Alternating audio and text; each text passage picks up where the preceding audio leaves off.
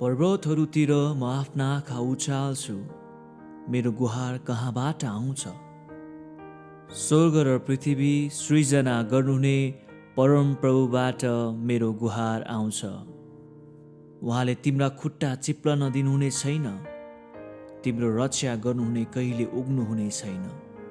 साँच्चै नै इजरायल रक्षा गर्नुहुने चाहिँ न त उग्नुहुन्छ न सुत्नुहुन्छ।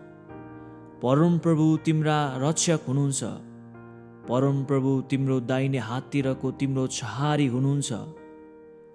दिउँसो घामले तिम्रो हानि गर्ने छैन, न त जुनले राति तिम्रो कुनै हानि गर्नेछ।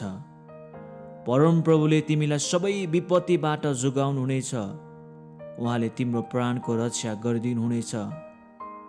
तिमी बाहिर जाँदा र भित्र आउँदा परमप्रभुले तिम्रो रक्षा गर्नुहुनेछ, अहिले अनि सदाकालसम्म।